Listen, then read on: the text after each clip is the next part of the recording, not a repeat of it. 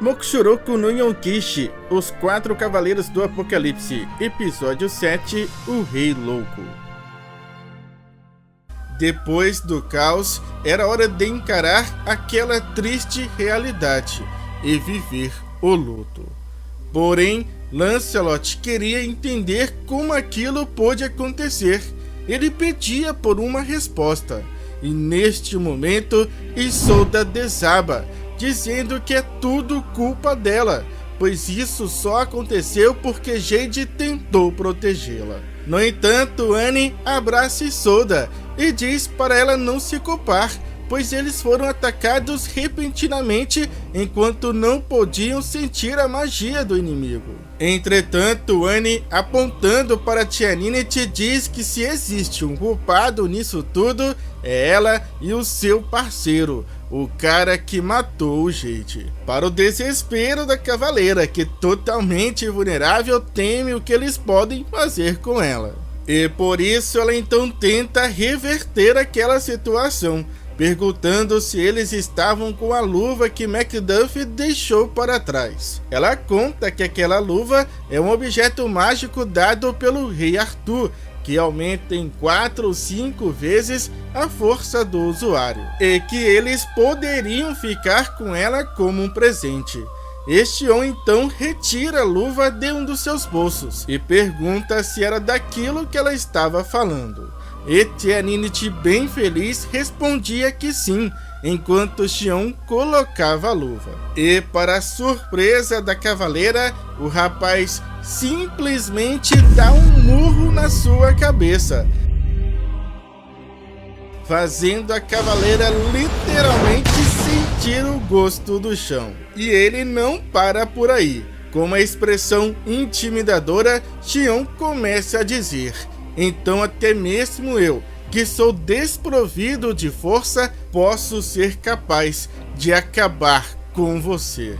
Para o desespero de Tia Ninette, que só pede para ele parar. Porém, para nossa surpresa, Xion não continua atacando, pois ele diz que hoje não está interessado nisso, mas que independente disso, ele jamais irá lhe perdoar.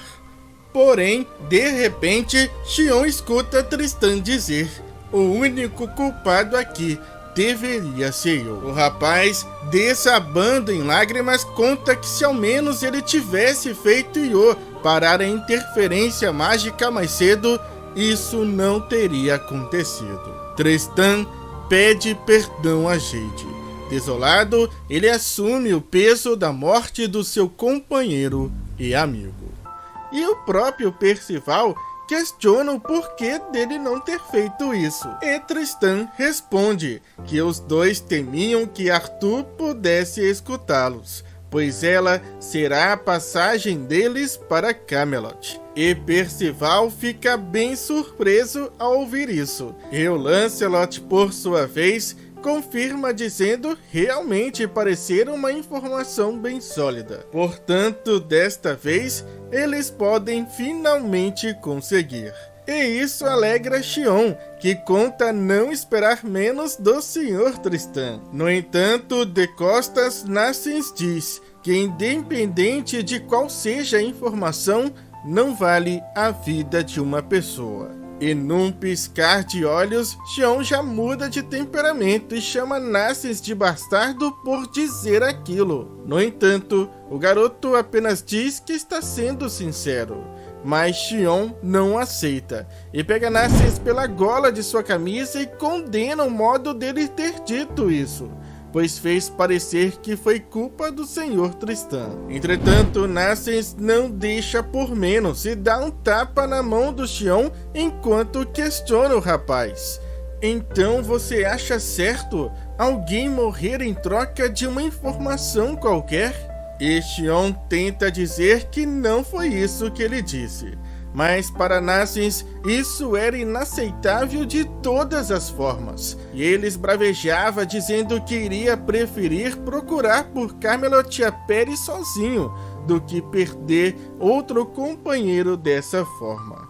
E dessa vez, Xion acaba nem tendo resposta. E Doni tenta confortar o Nassens dizendo que ele sabe como ele se sente, mas que realmente eles precisam daquela informação. No entanto, Nassens não pode deixar de lembrar.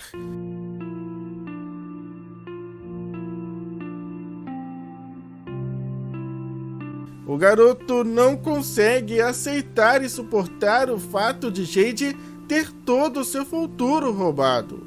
E justo agora, quando eles se tornaram amigos, o Percival se aproxima de Jade e conta que eles podem até não ter conversado muito, mas que ele sabia que ele estava sempre cuidando de todos eles. E por isso Percival pede para que todos parem de brigar, pois certamente Jade não iria gostar de ver isso. Porém, repentinamente, os minis Percival começam a questionar como isso iria influenciar o Jade, já que sua alma havia partido para o paraíso. E eles seguem dizendo que somente uma alma que tem algo que o prende neste mundo pode continuar vagando por ele. No entanto, não havia nada tão forte assim para prender a alma de Jade neste mundo. E o Percival não entende por que eles estavam dizendo aquilo. Por outro lado, o Xion entende que aquele era o seu real pensamento, o que de fato ele estava pensando sobre tudo aquilo. E sem hesitar, o rapaz desfere um murro na cara do Percival, que precisa ser acudido pelo Lancelot para não cair. E Percival é firme ao dizer que Xion está errado, pois não era isso que ele estava pensando. Mas Xion não acredita e, chamando Percival de mentiroso, ele diz que aquela magia é como se fosse o seu outro eu. Portanto, sem dúvidas, aqueles eram seus verdadeiros sentimentos. Mas não era. Percival grita dizendo que ele não estava mentindo. Porém, Xion diz que ninguém iria acreditar nele. No entanto, Annie se coloca na frente de Percival e diz que ele não conta mentiras e que ela pode garantir isso. E ela termina mandando os minis Percival calarem a boca.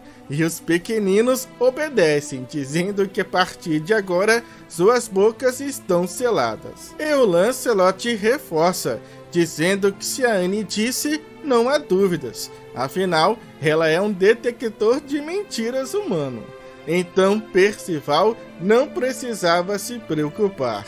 E ao perguntar para Donnie e Nassens se eles também acreditavam nele, os dois rapidamente respondem que sim. E Gawain, por sua vez, comenta que quanto mais opções eles tiverem para entrar em Camelot será melhor, e que inclusive tem uma ali, agora na frente deles, pois afinal eles conseguiram capturar um Cavaleiro do Caos. Então Gawain se aproxima de Tia Ninit e pergunta aonde está a marca que Arthur lhe deu, e que se ela se recusar a responder, irá ser sentenciada a ficar nua, a ter seu corpo lambido e desfilar totalmente nua pelas ruas da cidade. Esse é o tipo de punição da Gawain. Porém, Donnie e Nassens começam a questionar por que aquele cara, barbudo, Macduff, não usou sua marca para fugir quando seu braço esquerdo foi destruído. E Tia Ninit responde que sua marca estava justamente no seu braço esquerdo. Então, era hora de abrir o portão. No entanto, Lancelot diz antes sentir um pouco incomodado com isso, pois parecia ser fácil demais. Ele não consegue imaginar que o Arthur não iria notar. Mas Xion não estava ligando para isso. O rapaz ordena que Tia Ninit abra a passagem imediatamente. No entanto, antes, ela pede que eles prometam que irão manter isso em segredo e não irão contar que foi ela que abriu essa passagem para eles. Mas Xion não estava para negociações, ainda mais com o inimigo que matou um companheiro deles. Em desespero, Tianinic conta que se ele descobrir que ela fez isso, ela irá ser punida da pior forma possível, com a morte. Então Xion pede para ela fazer sua escolha, ser morta por eles ou pelo seu mestre. E sem escolhas, num ato de desespero, ela começa a gritar as palavras que abrem o portão. E a sua marca que estava em suas costas começa a ressoar, manifestando um brilho intenso. E enquanto o portão estava abrindo, em pensamento, Tianinic dizia que iria se aproveitar da distração deles com a passagem para simplesmente fugir. Porém, antes, Tianinic recebe sua punição. Sua cabeça subitamente explode. Dezenas de criaturas menores que ela podia controlar começam a vazar pela sua boca, seus olhos e ouvidos. Esse foi o seu pecado e também a sua condenação. E estamos no Reino Eterno, onde Arthur recebe o relatório do que aconteceu em Walnak. O outro lado teve uma baixa, uma morte dos seus seguidores. No entanto, os 4 cavaleiros da profecia saíram totalmente ilesos. E quanto ao nosso lado, ambos, Tianinic e Macduff, estão mortos. E essa é a reação do Arthur ao saber disso. Pois é, o acaba canonizando um dos memes mais clássicos dos animes. E quem passou nesse relatório para Arthur foi um dos 4 perigos, o Ironside. No entanto, segundo a Guinevere, ele omitiu um pequeno detalhe, que um dos Cavaleiros do Caos foi morto por ele. E além disso, ela abomina sua conduta, dizendo que usar a inversão de maldição para silenciar aquela mulher usando a própria magia que ele lhe deu é muito perverso. No entanto, Ironside se defende, dizendo que contramedidas contra possíveis traições são essenciais, pois seria um incômodo ter alguém levando outras pessoas para o Reino Eterno por benefício próprio. Mas ainda assim, segundo a própria Guinevere, o que aconteceu era o significado de pagar um preço maior por tentar desafiar o destino, pois devido suas ordens patéticas, 2 dos seus cavaleiros perderam suas vidas, 2 pessoas que tinham muito a viver ainda. E Ironside, preocupado com seu rei, pede para ele não se abater com isso. Porém, o Rei do Caos apenas diz: então é esse o preço por desafiar o destino? E repentinamente Arthur euforicamente começa a dizer: nem é pra tanto assim, apenas 2 peões morreram, então eu praticamente ainda estou no lucro. E além disso, vale a pena mencionar que os derrotamos pelo menos emocionalmente, pois cavaleiros da profecia ou não, ainda são crianças de 16 anos, e agora eles têm do que lamentar.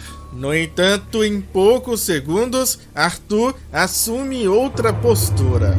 Bem sério, ele pergunta a Guinevere o que vem agora, pois ele deseja fazer o seu próximo movimento o mais rápido possível. Mas antes, Guinevere faz questão de lembrá-lo que, apesar de ter desafiado o destino, ele apenas conseguiu alterar um pouco o futuro. Entretanto, isso não era do interesse do Arthur, que deixa bem claro que ela deve responder apenas aquilo que ele lhe perguntar. E ele segue dizendo: se me lembro bem, eles irão para Dalmari, correto?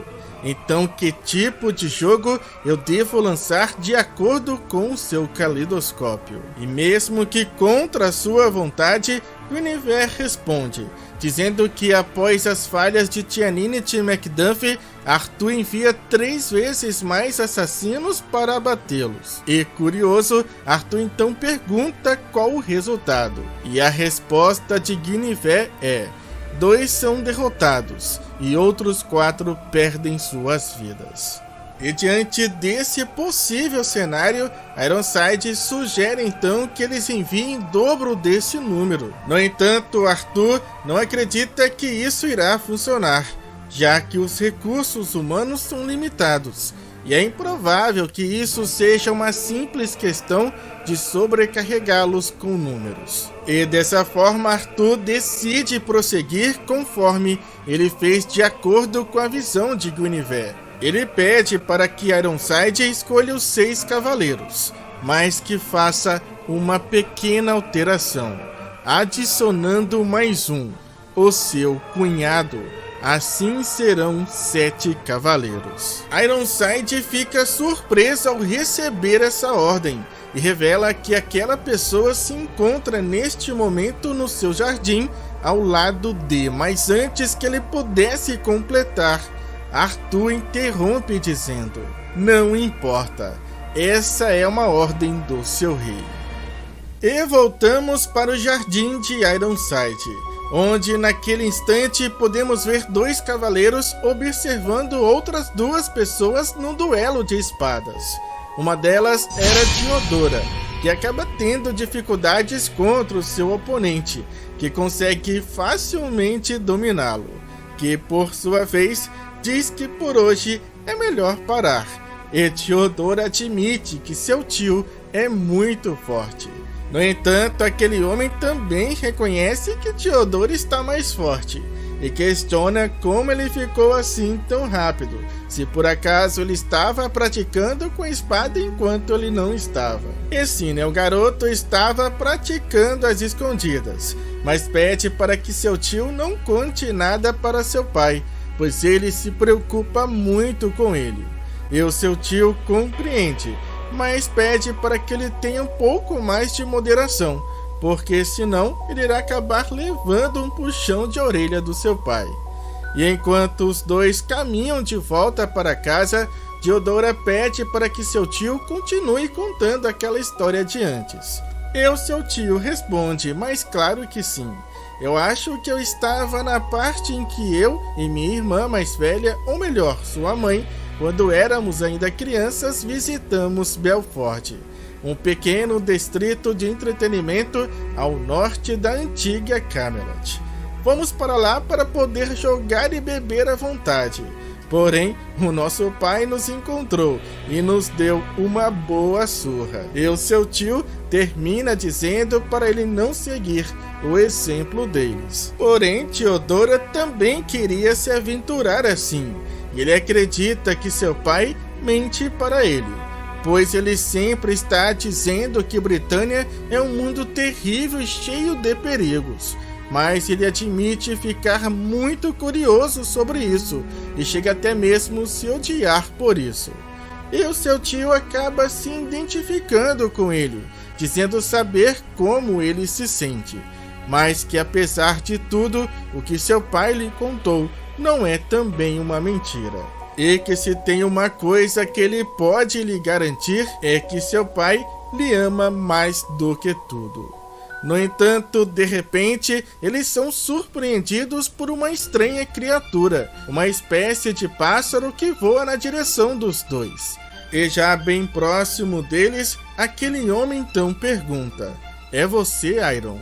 E através daquele pequeno mensageiro, Ironside transmite a seguinte mensagem: este é um chamado de Sua Majestade. Infelizmente, eu tenho muito trabalho a fazer, por isso estarei ocupado. E após escutar isso, aquele homem diz entender, e que irá deixar Turret e Holtz com Diodora. E aqueles 2 cavaleiros prometem cuidar bem do garoto. E por fim, aquele cavaleiro invoca sua armadura, enquanto escuta as últimas palavras de Ironside: me desculpe, conto com você, Mortlack.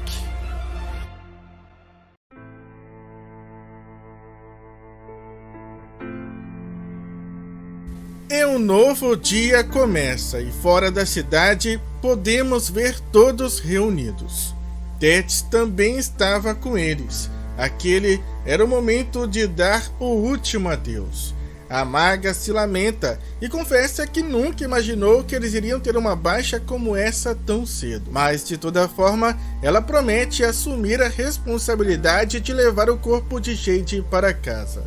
E, naturalmente, com um olhar bem triste, Isolda apenas consegue dizer: Jade, que você descanse em paz. Enquanto Donnie, em nome de todos, promete: iremos fazer o nosso melhor por você.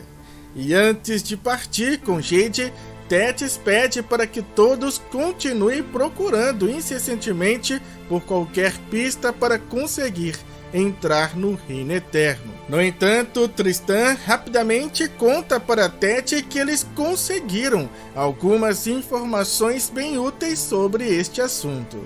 E ouvir isso deixa a maga curiosa, que questiona: informações? Mas quem as forneceu?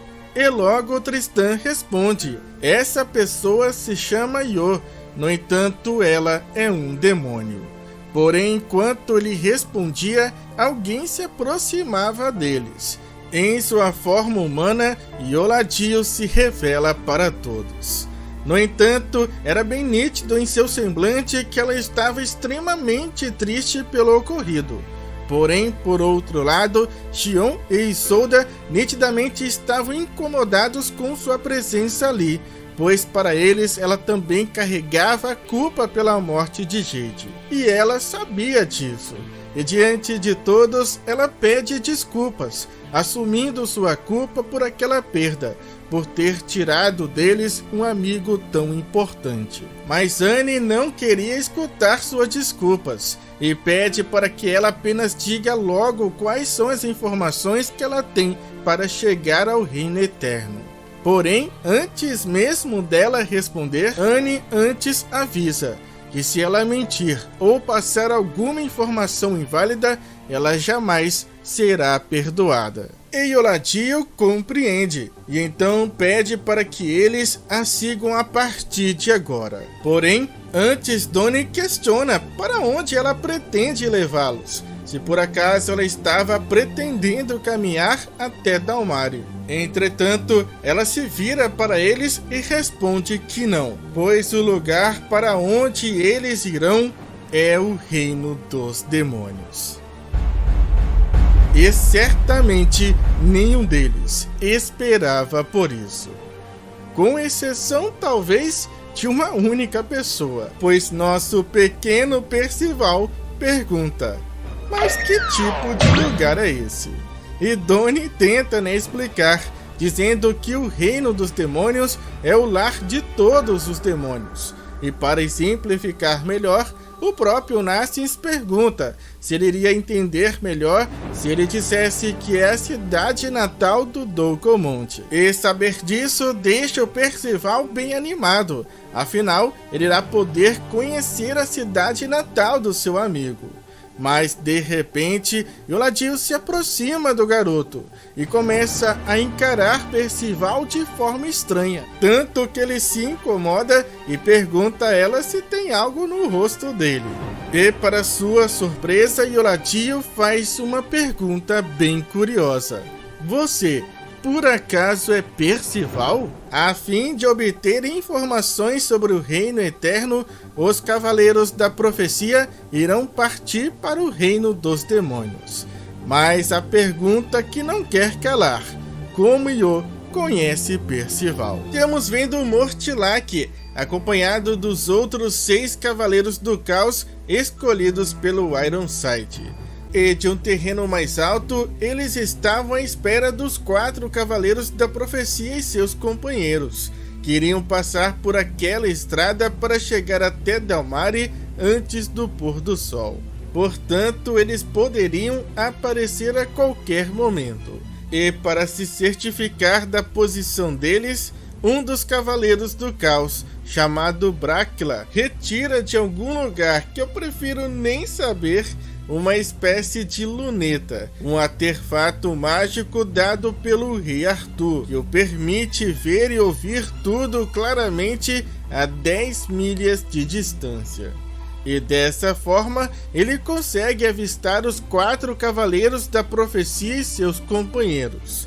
No entanto, rapidamente ele nota algo de estranho, pois a mulher que estava à frente deles era a demônio Yoladio. E ele então imediatamente questiona o que ela estava fazendo com eles. E Mortlac pede para que ele fique atento às suas ações ou palavras. E naquele instante, Percival, ainda curioso, estava perguntando a Io como ela o conhecia e se eles já haviam se encontrado antes. Yoladio se vira para Percival e questiona se ele realmente não se lembra de nada, o que seria uma pena, pois segundo ela, ele era adorado por todos. E com 0 de ciúmes, ele impressiona Percival, perguntando se ele de fato não se lembra de uma moça tão bonita assim. Mas o garoto, em sua defesa, responde que viveu sozinho com seu avô no Dedo de Deus por 16 anos. Mas isso não convenceu Anne, pois segundo ela, Yoladio não parecia estar mentindo. E o Narsens acredita que pode ter sido ela quem lhe ensinou a falar a língua dos demônios. Mas logo a atenção de todos se volta para aquilo que parecia ser um portão esculpido em pedra, que segundo a própria Yoladio, era o começo da estrada que os levaria para o reino dos demônios. No entanto, Xion, bem bravo, diz que aquilo não era o começo de nada, e sim um beco sem saída, que não iria levá-los a lugar nenhum. E ele acusava Yoladio de ter enganado todos eles. Mas Donnie acredita que possa existir algum tipo de truque. Mas Io estava bem tranquila quanto a isso. E sutilmente ela pede para que Percival pressione suas mãos contra a face daquela rocha. E ao fazer isso, a mão de Percival simplesmente desaparece, como se estivesse atravessando um portal. E ao ver isso, não só Percival, mas como seus amigos também ficam apavorados. Afinal, o seu braço simplesmente atravessou a rocha. Mas para Gawain, aquilo não passava de uma ilusão que escondia a passagem. E de repente, Percival já estava com mais da metade do corpo dentro daquele portal. E o outro lado, aos olhos do Percival, era impressionante. O garoto conta que existia uma estrada espiral no subterrâneo sem fim. E agora, com quase todos já do outro lado, eles começam a mensurar o quanto aquilo era grande e alto. No entanto, Xion ainda tinha suas dúvidas se aquilo iria realmente levá-los para o submundo. Porém, ele do nada tem um surto e começa a dizer que não faz sentido eles irem para o reino dos demônios, pois para onde eles realmente desejam ir é para Camelot. Entretanto, Yoladio revela que existe uma estrada no submundo que leva a Camelot. Ela ainda conta que pode até existir outros caminhos, mas que ela não conhece nenhum além desse que existe no reino dos demônios. E sendo assim, essa era a única opção deles. No entanto, havia uma outra preocupação, principalmente para o Narsens: o quanto eles iriam precisar descer. E vendo isso, Gawain sugere que se eles não querem descer andando, por que então eles não pulam? Vê só se pode isso, né? Até o Lancelot não gostou dessa brincadeira. Mas aquele caminho não era somente longo, mas como também muito estreito, dificultando muito a passagem do Silvio, né? O cavalinho de Anne, e também, acredite se quiser, do Escanor, que era o nome do cavalo do Tristan. E eles não podiam deixá-los, né, para trás. E é então que o Donnie entra em ação, O rapaz pede para que eles não se preocupem, pois ele irá cuidar disso. E assim todos começam a longa descida. Lancelot, transformado em raposa, pede para que todos fiquem atentos a seus passos e olhem sempre para frente, nunca para baixo. Já o Xion não acha nada justo a Isolda ir de mãozinha dada com Tristan, enquanto Anne briga com Narcís, pedindo para o garoto não andar com seus olhos fechados. E Gawain, como podia voar, estava só de boa. No entanto, Lancelot estava preocupado com Doni e pedia para ele também focar nos seus passos, pois o rapaz mal estava conseguindo olhar para onde estava pisando, já que estava tentando manter seu foco e concentração o máximo que podia para levitar os 2 cavalos com sua magia. E eles estavam até que curtindo esse momento, afinal, não é todo cavalo que pode voar assim, né? Mas Doni fica bravo e pede para que os 2 fiquem parados, pois era a primeira vez que ele movia 2 coisas ao mesmo tempo. Para o desespero dos cavalos e da Anne, que questiona se ela realmente pode confiar nele para isso. Mas Doni nem dá moral, pois ele estava tentando manter a concentração. Mas diante dessa dificuldade toda que ele estava tendo, ele conclui que precisa realmente ficar mais forte, não só por ele, mas por Jade também. E o Lancelot estava lendo seus pensamentos e ficou feliz pelo que ele escutou. Mas logo a atenção do Lancelot se volta para Tristan, que lhe pedia desculpas. O rapaz novamente se culpa, dizendo que se ele não fosse tão inútil, Jade não teria perdido a sua vida, e nenhum deles iria precisar passar por aquilo. E o Lancelot iria poder voltar para Benwick para rever sua mãe e o seu pai. Mas ao terminar de escutar tudo isso, Lancelot solta um caramba e diz que Tristan é um príncipe excessivamente autoconsciente. E Isolda concorda com Lancelot. Ela diz para Tristan que todos estão ali porque escolheram estar ali, e que ele não fez nada de errado, e que ela tem certeza que o Jade iria dizer a mesma coisa. E Anne também confirma, dizendo que todos compartilham do mesmo pensamento: entrar em Camelot e parar o rei Arthur, seguia dizendo Narcís. E o Doni, por sua vez, também dizia: você pode dizer que estamos todos no mesmo barco, não é, Percival?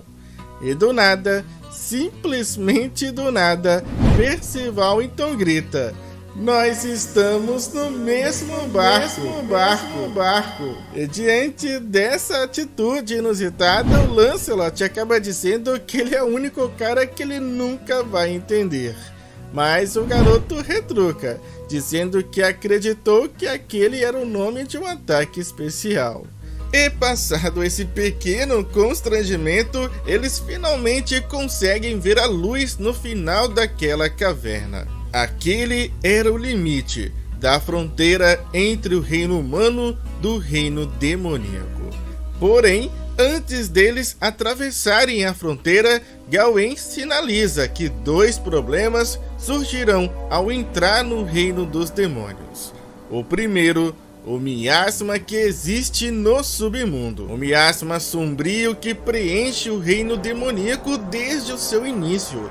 Uma força obscura que irá corroer o corpo e espírito de qualquer um que não seja um demônio.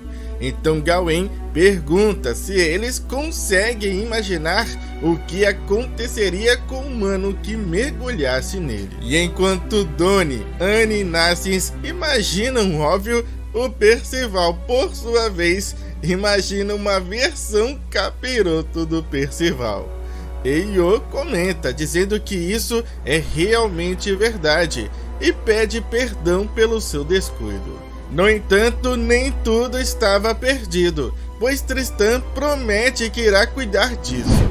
Ele pede para que Io se afaste um pouco, e ao fazer alguns movimentos e sinais com suas mãos, o rapaz invoca sua magia, o manto divino. Uma magia de luz que envolve todos os seus companheiros, que ficam fascinados com aquele poder celestial aconchegante. E Gawain, por sua vez, reconhece aquela magia, a proteção de luz sagrada. E ela pergunta ao rapaz se ele pode fazer aquilo durar por pelo menos um dia.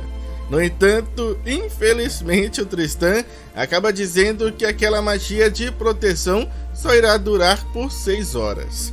Mas que se fosse a sua mãe, certamente duraria por pelo menos uma semana inteira. E por isso ele acaba levando um puxão de orelha de Gawain, que pede para ele treinar um pouco mais. Mas ela tinha mencionado 2 problemas, então Percival está curioso para saber qual é o segundo. E Gawain é direto ao responder. As 4 raças, incluindo demônios e humanos, compartilham um ódio mútuo por mais de 3.000 anos. Então, como vocês imaginam que eles irão nos receber? Os humanos que estão invadindo seu reino. E o Ladino mais uma vez confirma que realmente ainda existem demônios que guardam rancor contra as 4 raças. Portanto, ela entende e respeita o direito daqueles que não quiserem ir. Mas o Lancelot é o primeiro a se manifestar, dizendo que ele não se importa com isso e que deseja ir o quanto antes. Mas o Dorne não aprova muito bem essa postura do rapaz não, dizendo que ele poderia hesitar uma vez ou outra. Bem diferente do Percival, que concorda plenamente com o Lancelot, que eles todos devem seguir em frente. E assim é feito. Todos atravessam a fronteira para o reino dos demônios.